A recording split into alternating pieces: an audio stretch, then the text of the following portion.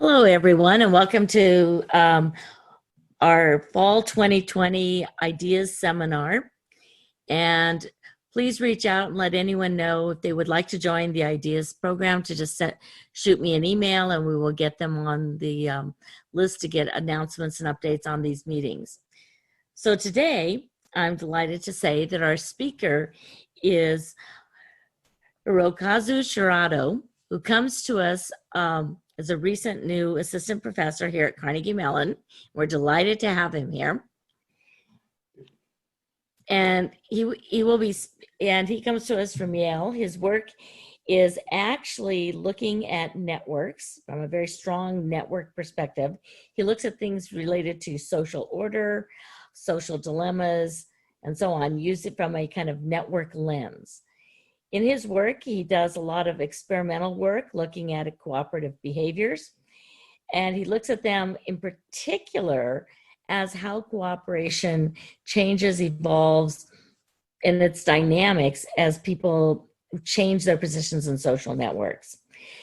What we really love here is that he's interdisciplinary, transdisciplinary, really. He's kind of between computer science and the social sciences. So like I said, we're delighted to have him, and we're delighted to have him speaking today. Today, he's going to be talking about collective communication and behavior in response to uncertain danger in network experiments. So you will just have to stay tuned to find out what that danger is. Take it away. Thank you. Thank you for giving me this great opportunity to share my work with you guys in the Ideas Seminar Series. So that's a great introduction. Thank you very much. In this talk, I'm talking one of my recent work about social coordination in emergency. So as a researcher in computational social science, I'm studying the inter-individual dynamics of social dilemmas and corrective action problems in networks.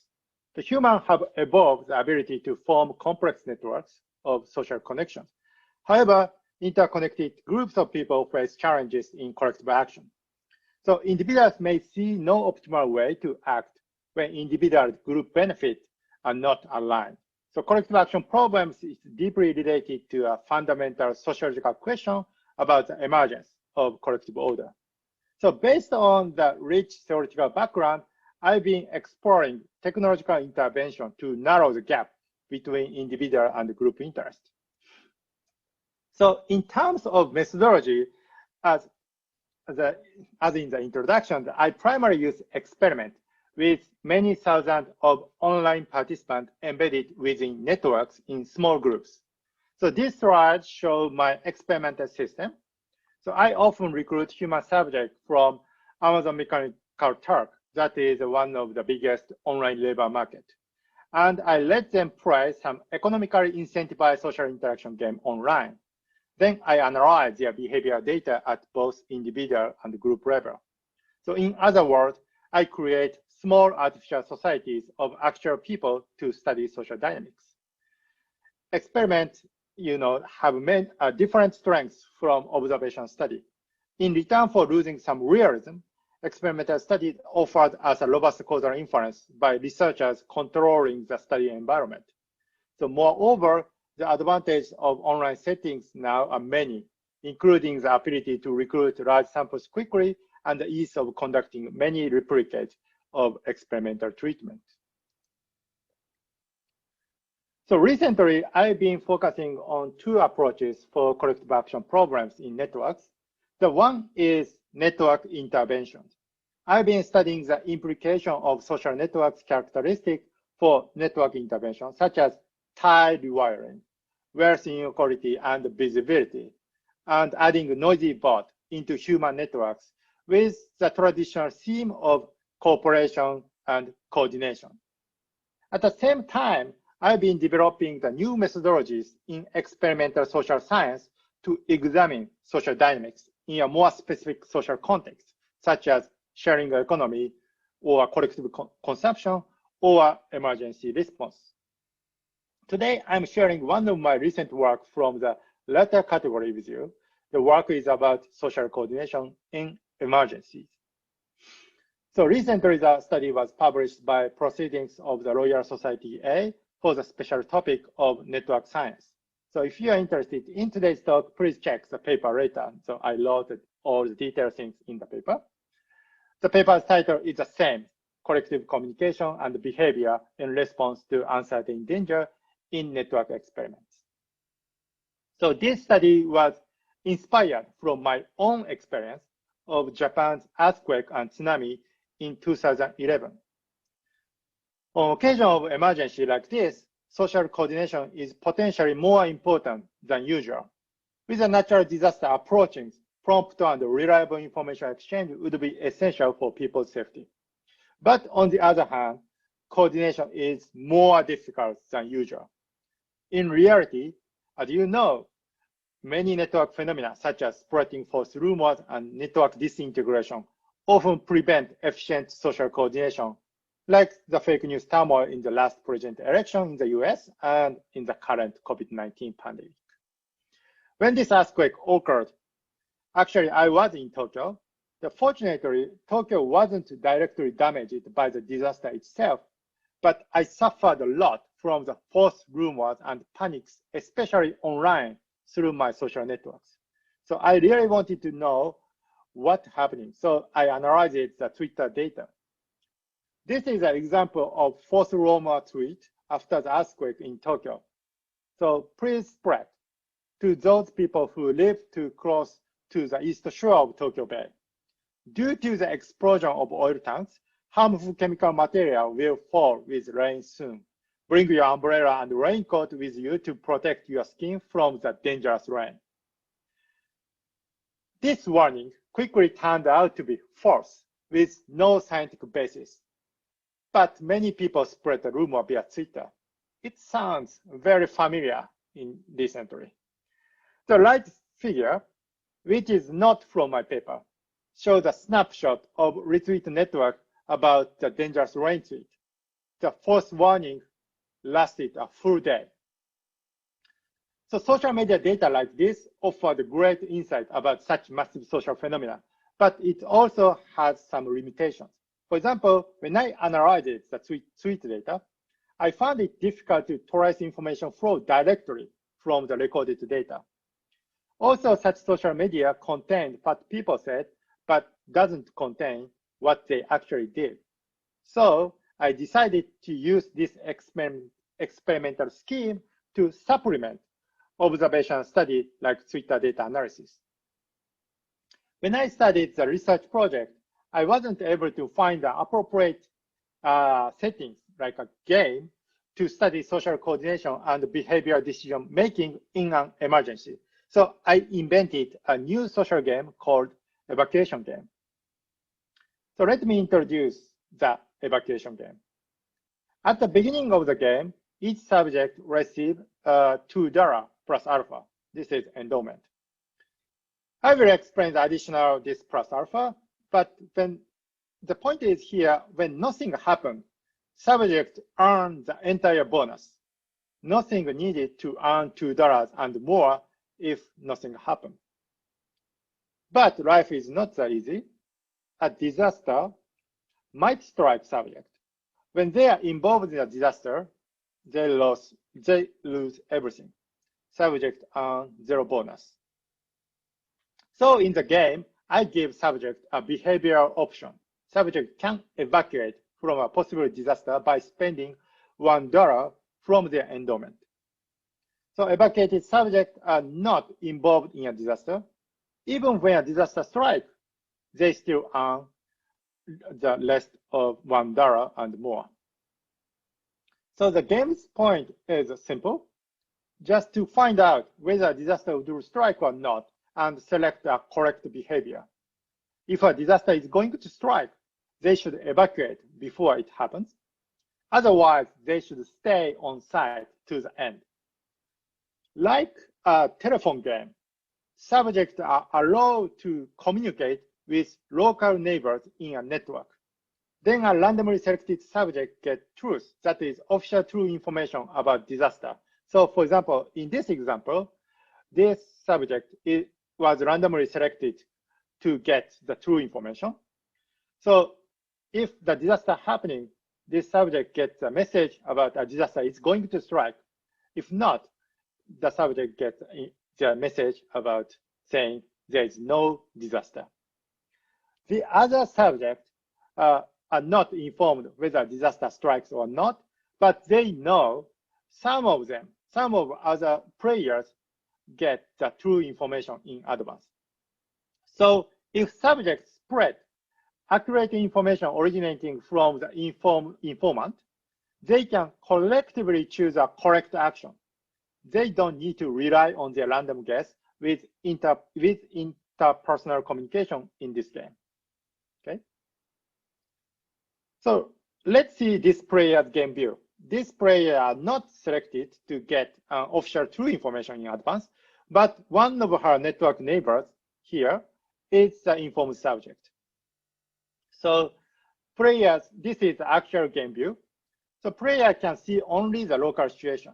For this session, this player is in a 40-player network like this, but she can see only 4 of them directly. So she knows there are other players outside of her neighbors, but she can see only 4 neighbors' situation. So each player has 2 signal buttons, safe and danger, and 1 exit button.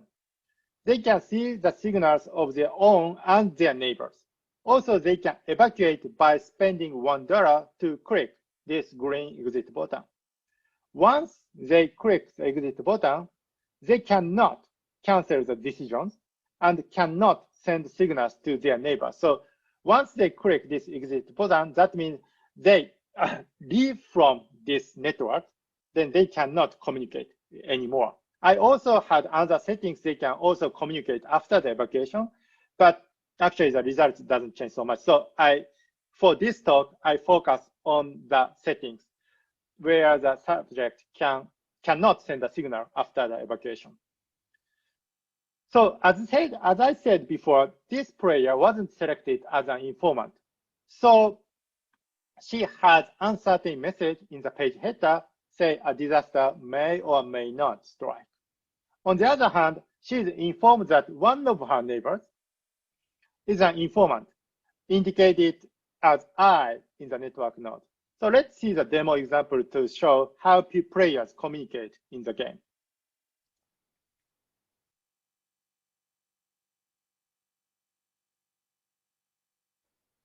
Okay, so when a player clicks the safe button, their node color turns to blue, and her neighbors can see the color change. The node color fades out in 5 seconds. Also, when she clicks the danger button, their node color turns to red, and her neighbors can realize it. They can click the signal buttons anytime they want. So the game, so then players try to figure out a disaster going to strike or not with this signaling button. So the game ends abruptly without advance notice. Nobody, including the informant, knows when it happens.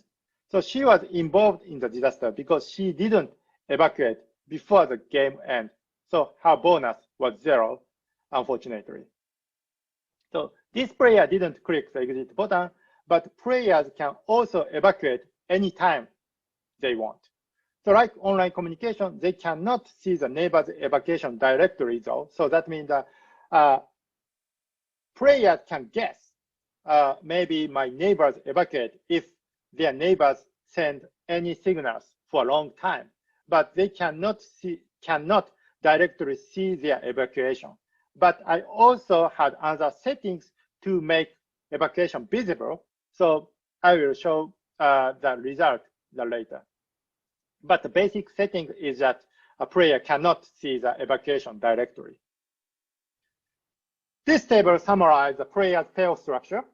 In addition to the base bonus, $2, subjects who are not involved in the disaster earned 10 cents for every other player who took the correct action. So additional payment encourage player to share accurate information with others. So in sum, subjects were incentivized to stay individually because they have to pay $1 for evacuation.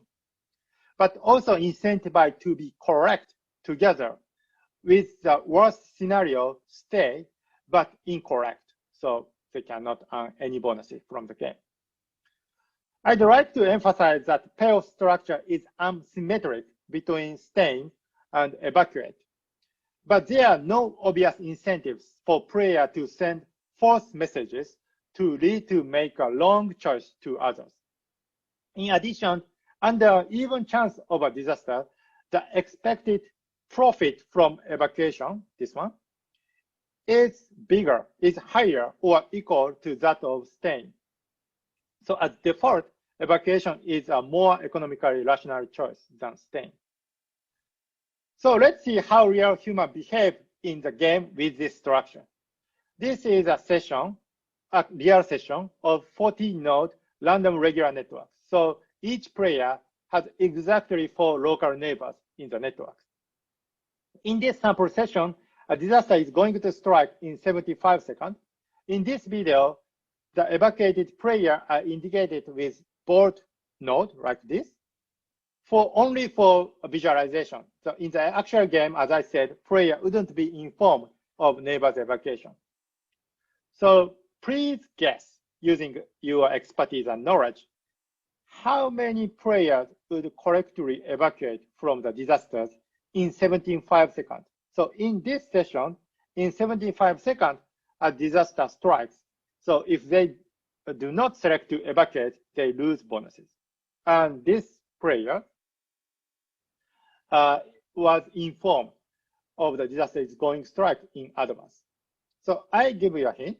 This informed subject would keep sending warnings from 10 seconds to 13 seconds correctly after the game starts, then evacuate it. So please guess, how many subjects do you think have evacuated before a disaster strikes in 75 seconds? Here are 14 human subjects. So please guess, please think about 0 to 10 subjects would evacuate, or 10 to 20 subjects evacuate, 20 to 30 subjects, or 30 to 40 subjects evacuate with these settings, this payoff structure, and this informed subject sending warnings from 10 seconds to 30 seconds correctly. Please have your answer in mind. Okay, so I'll show the actual game progress with real time.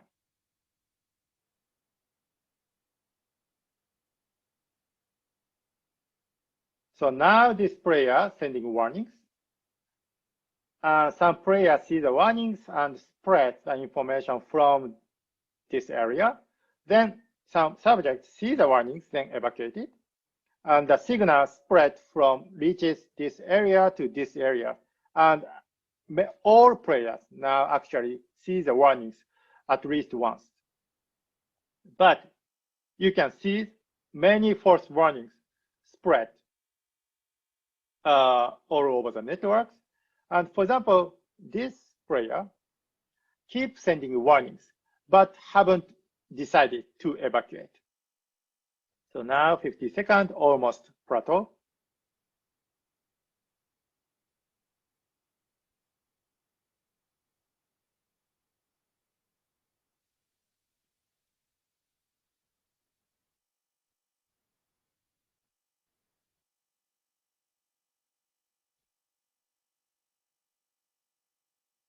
Yep, then a disaster strikes. Only 1, 2, 3, 4, 5, 6, 7, 8, 9 subjects were correctly evacuated. Rest of them actually lose entire bonus in this game. So this particular session, you might think this particular session is like a outlier. I just showed like a shocking result to you, but actually it's not. It's kind of like average in my experiment. Here, the aggregated result of dozens of sessions per treatment. So in this study, I manipulated network size and topology. Each network had only one informant. So as the network size increases from 10 to 60, the fraction of informed individuals decreases. So it's reasonable. The line is going down. as the network size increases.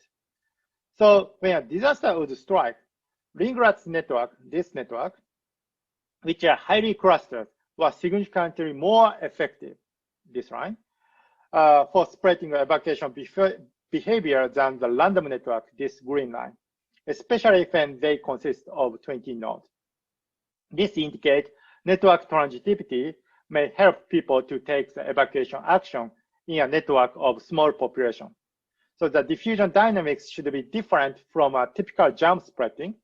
If the evacuation behavior spread like germ, random regular network, this network, should facilitate the diffusion process faster than ring rat network because the path length is shorter in this random regular network compared to ring rat network. Ring rat network takes more steps to reach other side of the network. But the result is opposite in a small network, for example, in this network, which indicate people need to multiple signals in their decision making, known as complex contagion. I'll show some detail in the later. But here, I want you to pay attention on the result of other treatment that I haven't presented yet. That is the independent condition. So in the independent condition, subjects didn't have neighbors, so they had to make a decision alone. Because they couldn't pass the information from an informant, most of the subjects had to follow their instinct. So I know it's dumb condition. However, you can see the gray line of the independent sessions are all above the colored line of the network session over time. That is, when a disaster would strike, the isolated subject made better decisions compared to the subject in a network and could access accurate information through interpersonal communication. So on the other hand, when a disaster would not strike, more people in a network correctly stay to the end. So the colored line below the gray line, that is good because a disaster does not strike and evacuation fraction is minimal. So the network restrain unnecessary evacuation in the situation without disaster in this experiment settings.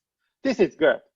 But at the same time, networks suppress necessary evacuation and encourage people to choose a risky alternative of the status quo.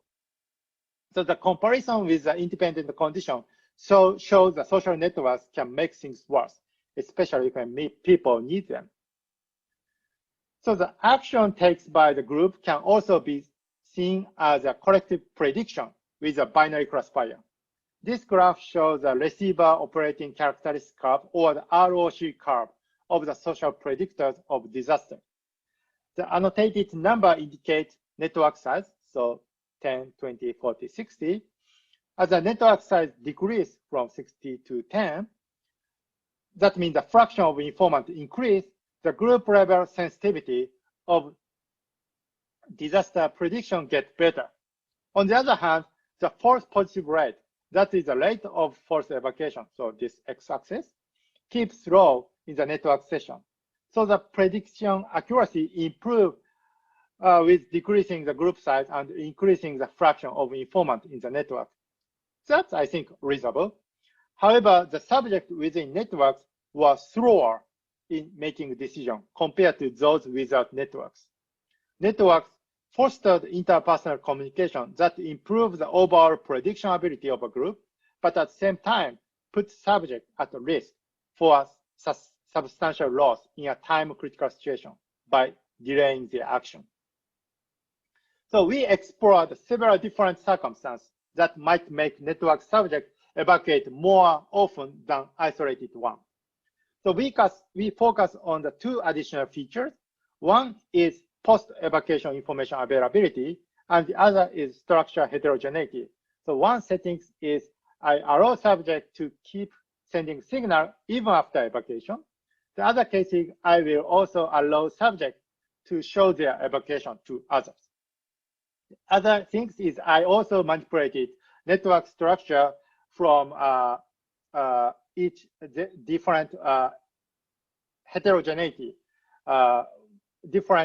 so the previous network is very homogeneous in terms of local situation, but in these settings, it's different. Some position is very specific position compared to other things. So we tested these additional treatment thoroughly with the network of 20 nodes. These additional treatment, however, did not make the social response to disaster significantly better than seen in the independent condition.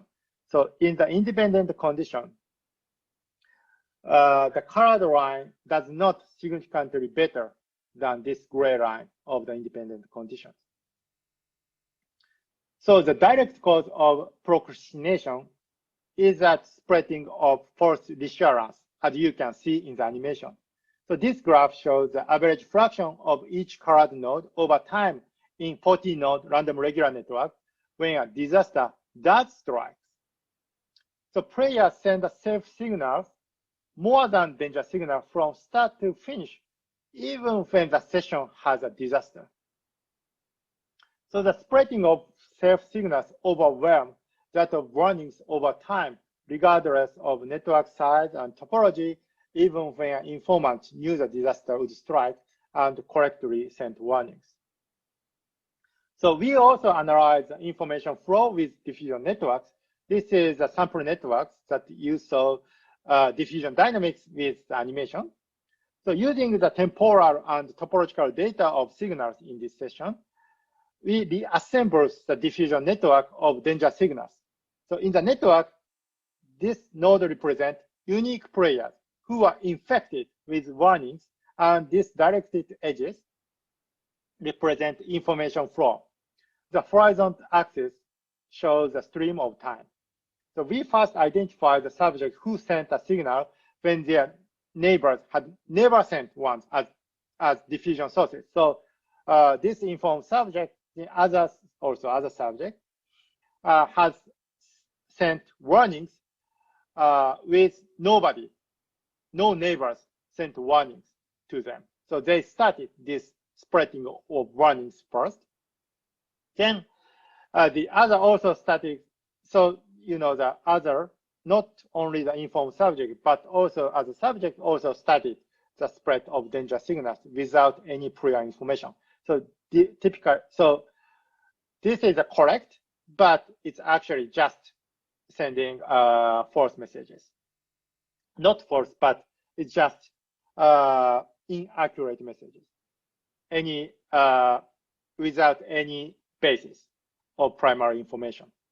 So when a subject sends danger signals or evacuated after at least one neighbor has sent danger signals, we regarded the subject signaling as occurring in a chain of signal diffusion. So you can see some subjects sent a danger signal after they have received multiple signals.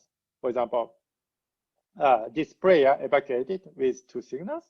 This player sent warnings after they get 2 signals from these 2 different subjects. So we applied same procedure to the safe signal diffusion in the same session. Just as a reminder, this session had a disaster and the safe signals were false. So the false messages spread broader from multiple sources almost concurrently. Then the calculated time elapsed after the chain sources sent the initial signals. For example, this diffusion chain has 4 infected unique players in sequence. So we calculated the duration of each player from the diffusion source number 0. Then this graph shows aggregated result of the diffusion chain. So we found that while safe signals spread significantly faster than danger, the diffusion speed has no meaningful difference with respect to the signal's velocity. As a result, false reassurance, this dot line, spread faster than true warnings, this red line. So turning our focus to individual decision making, how does signaling from neighbors affect evacuation decisions? So this figure shows actual behaviors of a subject and the signal exposure from her neighbors. So here is the neighbor signals, and here is the behavior and signals of the focal subject. So this subject first sent 3 safe signals, then just before 40 seconds. She changed her view and sent 2 warnings, then evacuated at 48 seconds. The signals from her neighbor should affect these signals, affect her decision making over time, but actual signal exposure is so complex like this that it's hard to clarify the causality from the raw data. So I applied Cox regression model to the data of individual decision with time-varying covariate of the number of signals in neighbors. The behavior model shows estimated cumulative probability of sending a safe signal, sending a danger signal, and evacuation under the fixed signal exposure from the start to end. So for example, these cells show the change of behavior probability when an average player continuously receives 2 safe signals and 2 danger signals from her neighbors. So we found that with this analysis that the danger signals are actually more influential in receiver's behavior decision than safe signals. Danger signals substantially increase the probability of sending danger signals and evacuation, right?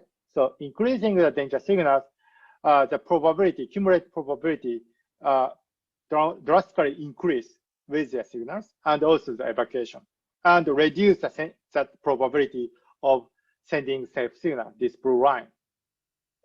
Compared to danger signals, safe signals, this line, that do not have so much influence. So even with these safe signals, the line does not change so much. However, as a default, here, subjects are much more likely to send safe signals than danger signals. So furthermore, even without signal exposure, so that means 0 signals from neighbors, subjects are less likely to evacuate. So this probability is less than the probability of independent condition. That is, the mere existence of social networks suppress evacuation even when it's necessary. Lastly, I show other interesting findings from the individual level analysis. Before the game, each subject was asked with a 5-level rating system about his or her preferences regarding risk, cooperation, and trust. So that is an individual preference for their risk, cooperation, and trust preference. So we found that risk-seeking subjects were less likely to evacuate without network interaction. That means independent condition. That's reasonable because staying is high risk, high return option, and evacuation is low risk, low return option. So risk-seeking subject is less likely to evacuate. But we also found that individuals' risk preference had no effect on evacuation behavior with network interaction after controlling for their signal exposure. So the results show the subject rely on the opinion of others instead of following their own inclination when they are embedded in networks. That is, collective communication can take over individuals' agency. So in sum, our experiments show that social networks can work for the status quo. In the experiment, interpersonal communication reduced needless evacuation when there was no disaster, but at the same time, it also reduced necessary evacuation when there was a danger, even when a knowledgeable person in a group could correctly announce the existence of an impending disaster. So the reasonable asymmetric payoffs between the behavior option here is staying and evacuation can cause the propagation of false negatives. So since warnings, that is bad news, are variable, right? So warnings is variable compared to the safe signals, but also undesirable message for people because they do not want to lose $1. So social influence can favor only one side not to take a costly action and can amplify disaster risk. Although the result of laboratory experiment, of course, do not translate directly into the real world, the experimental evidence suggests social networks may work poorly as information pathways for inconvenient truth, especially when it matters. We couldn't find a way of improving the performance of social networks in this study in these settings, including the supplemental experiment, like a visible evacuation. But I don't want to finish this talk with this bad end, so let me continue a little more to introduce my ongoing work. So as you know, we cannot live without social networks like independent condition. And I'm interested in how social networks can provide a benefit to individuals. Now I'm running a new series of experiments based on this evacuation game result, focusing on collective learning and resilience and network evolution. The research question simply says, can social networks grow wiser with ages? So in the one-shot game, as I showed, people couldn't use their network efficiently. But what if the game is repeated? So even when we suffer the damage at the first few sessions, we may be able to learn from a bitter mistake and move on to the future. And social networks may give us opportunity to learn each other and develop our collective intelligence and resilience, even with social crisis compared to the independent conditions. So to answer the research question, now I've been running a new series of experiments incorporating a modified evacuation game that has multiple rounds. So the multiple round game required the player to play several times within the same group of people. We also allowed the player to alter their network neighbors with partner selection between game rounds using reputation and social matching. So with this game, I'm studying the long-term response of social systems to repeated exposure to uncertain dangers from the perspective of evolutionary networks. So I'll examine with this new experiment what network settings helps people to grow wise collectively in crisis decision making. So this is my last slide. My study is mainly focused on improving the quality of collective actions arising from interactions between people within social networks. Today, I talked about one of my studies about social coordination in emergencies. I hope you enjoyed some aspect of my experimental work. I could advance the frontier, and I hope that it will give practical solutions to problems in collective action so as to reduce social network failures in the future. Thank you. I also thank my research founder and the colleagues for all their support. Thank you very much for listening to my talk. I open to Q&A.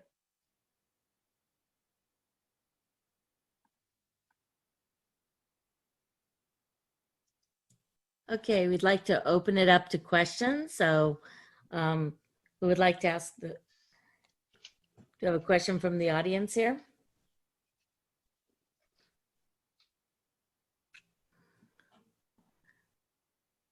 So while they're thinking, can you go back and talk a little bit about how your results correspond with what was actually observed in the real world? A little bit more. A little bit more. Okay. So, yeah, my results shows in the networks, people are less likely to evacuate, even if someone knows that disaster is going to strike and sending warnings. So this phenomena is actually observed in some disaster situations. So that means the people is proximate for the necessary evacuation from the disaster in some settings. It's known as no mercy bias in psychology.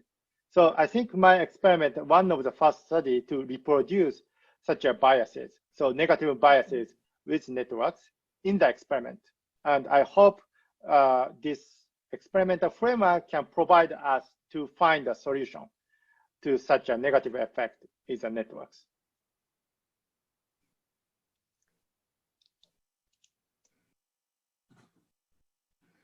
Yep. Are there any questions?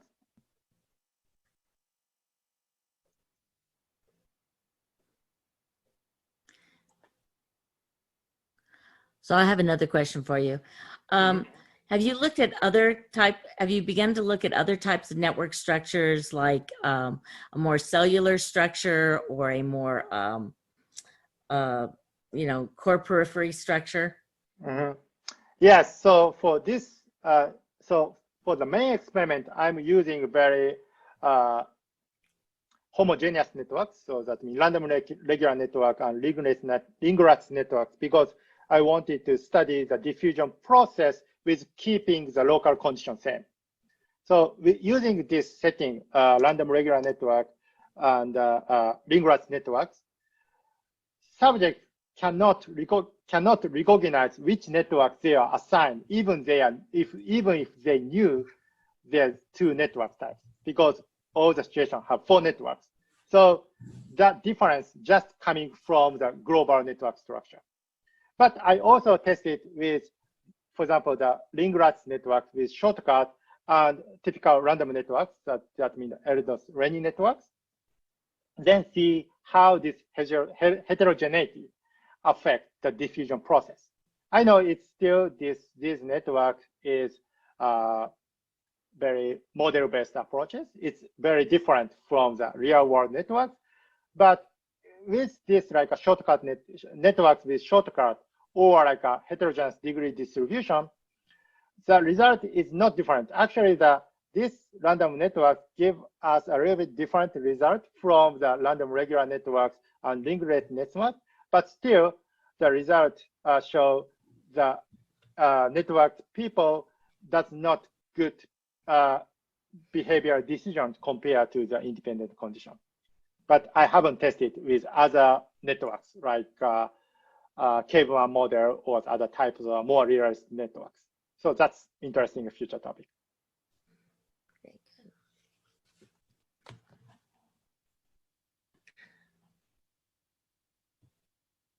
All right, so I got a question sent to me by email for you. And that one says, during disasters, people often listen more to authorities than they do their friends and neighbors and those in their social network.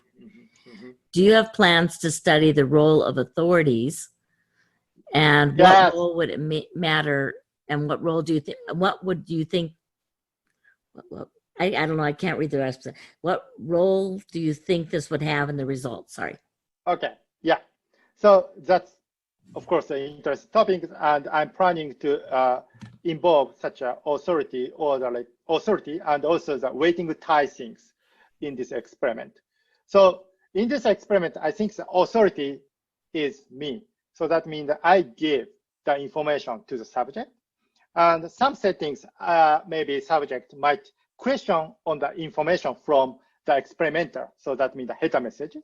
And some cases might be there more belief in this header messages. So in the experimental settings, I can control for example, the introductions and the network settings makes people more believe with the header message coming from, like say, authority, or make more doubtable to the messages. So I also thinking about how we can involve the authorities and social network things in these experimental settings. The other things is like, I think, weighted ties in the experimental settings. For example, even in this first experiment, I will give the information of informant. So that means that in these settings, even in these settings, subjects can weight the information from the informant to the other. For example, the sending warnings from informant have a different way from the same warnings, the warnings from other people, right? But actually, in these settings, maybe because just randomly selected person has no authority in the real world, so this informant effect is really minimal. The people weight the information from informant is not significant way. So you can see in the animation, this subject sending warnings, but this person believe in the warnings, but other doesn't believe. They are more believe in the signals coming from area, from the other subject. So yeah, authority is very interesting and important topics, but not always the authorities makes people believe. For example, in this case, maybe the first signals might believe, and they set up the behavior model, and it's hard to change after that, even if this very simplified version of the reality. Okay, other questions? Yeah, and I have another question that was sent to me, and they ask, have you compared your results with Crackart's results for the spread of false versus true information in groups? Sorry, what the study? There was a study by David Crackart where he had communities with false and true information competing, being sent at the same time. And the question was, did you compare your results with that? No, I hadn't compared the result with a specific Crackart result, but I compared with, the many other researchers working on the true or false things with experiment. And some studies showed the opposite result, somehow opposite result to my experiment. So that means that social networks really works to improve the both way. So that means they suppress needless evacuation, also improve the necessary evacuation in my experiment settings, from my experiment terminology. But I found all those experiments, I don't know the Crackart specific experiment, but many those experiments doesn't include such asymmetric payoff structure. But this experiment including asymmetric payoff structure, so that means that staying is more high risk, high return, and evacuation is more low risk, low return. And also here is like some endowment effect. So that means the subjects get $2 at first, the battery, but they battery obtain the $2 at first. Then they have to decide to lose $1 to evacuate. That is also different psychological attitude from other experiments. So other treatment, like after the experiment, they earn the money as a result. So I think my settings, this asymmetric payoff structure and endowment effect, close to the real world settings. And I would like to see, even if using this type of the asymmetric and endowment effect, networks can improve both ways. I would like to see why my experiment result is different from the others.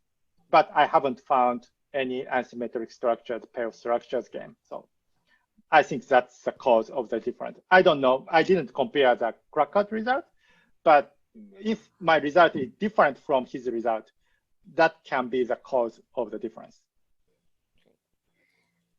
And then the other question here is, this is with respect to information cascades. And there's been a lot of work in computer science on information cascades and diffusion of information. Are the cascades that you're seeing in your model comparable to the cascades that have been extracted from real world data? Real world data, yes. So in the real world, I already introduced the complex contingent things. So of course, it depends on the context, but when people make a decision, in particular the costly decision of the costly action, like in this case, evacuation, they do not make a decision with a single sources. So they have to decide with the multiple sources and the multiple signals, then to make a decision of the costly action. That's created a complex contagion, and that things happen, that things observed in the many real world context. So that is different from typical simple contagion.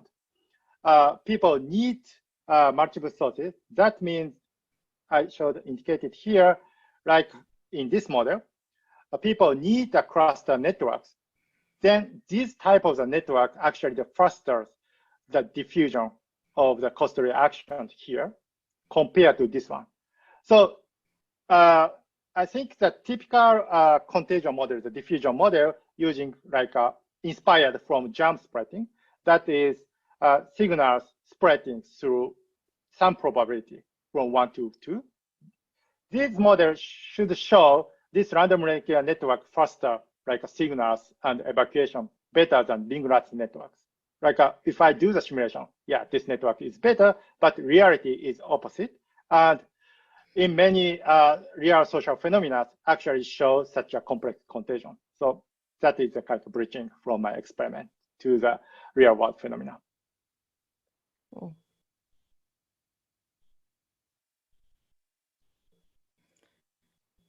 Great. Yeah. So I had a quick question. Yep. Or two, actually. First, I think really interesting stuff. First question has to do with, were the subjects informed explicitly of the fact that your expectation for staying was going to give you a higher value than your expectation for leaving? Okay. So that means that, so your question is that I explicitly show this math to the subject? Right. Or some sort of just general kind of, not just telling them what the payouts are, but actually doing the math for them ahead of time? Yeah. So actually, so this is an important part. So I repeatedly explain this payoff structure several ways. And also I show the summary like this table. Then after the introduction, I also test the understanding on the payoff structure in the quizzes. So I only allowed the subject who passed the test, and the other aspect also tested, pass the test to join the game. So basically, all the subjects understand the payoff structure. And also, I have some comment box after the experiment. It's optional, but I have no complaint about the payoff structure. For example, like, oh, I stay the game, but that's not my understanding. I should earn the money. It's not happen. So I think at least most of the subjects understand this payoff structure. Okay, and did they also, was the probability of a disaster striking constant or not? I mean, I think it's really interesting. I'm just wondering if, like, what other kind of like little psych kind of things. Yes, I understand.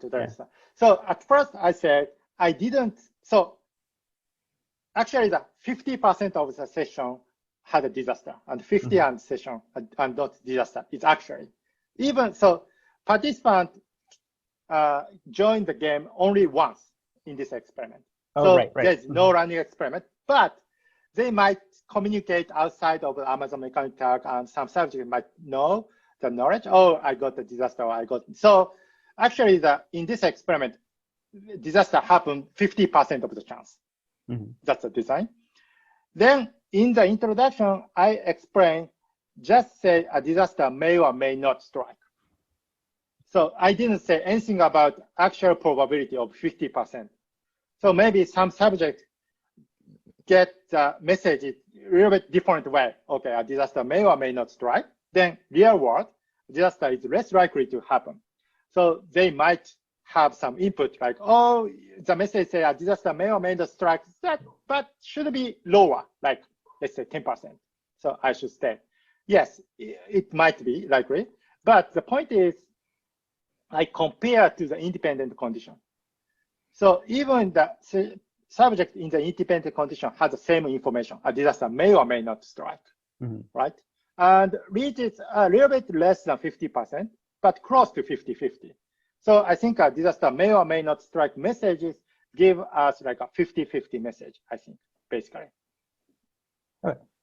Do I answer your question? Yeah.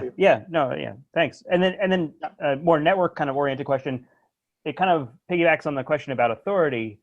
Did you look at, because you said you randomly assigned who was your informant each experiment? And I guess for some networks it's not going to matter. For other network structures it might matter. But did you look at whether or not the position of that person, regardless of their, has an effect? Yeah. So yes, that's interesting topic. But for this first experiment, I actually wanted to avoid such a complexity. For example, so for these two networks, actually homogeneous degree doesn't matter. Then if I use, for example, like this type of the network, including heterogeneity, some specific networks position has specific meaning, right? Like maybe higher degree, or maybe just bridging ties, so gatekeepers position.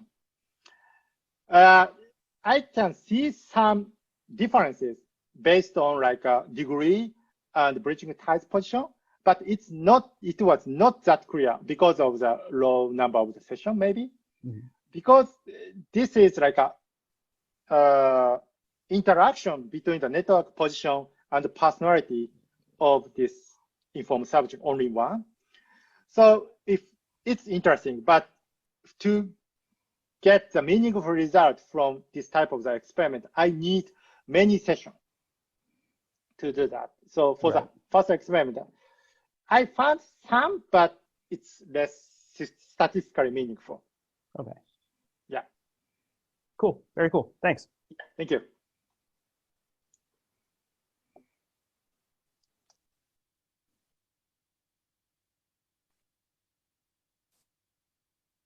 Okay. I don't see any more questions. Yeah. I think we're good. Okay. And tell them what class you'll be teaching in the spring. So my teaching? What will you be teaching in the spring? In the spring, spring is I probably teaching a social web, so it's very related to ideas talk, Great. and I probably introduce some of your work in these classes. So there you go, guys. All right. Thank you very much, and we really enjoyed your talk. Thank you again. Thank you. Thank you very much.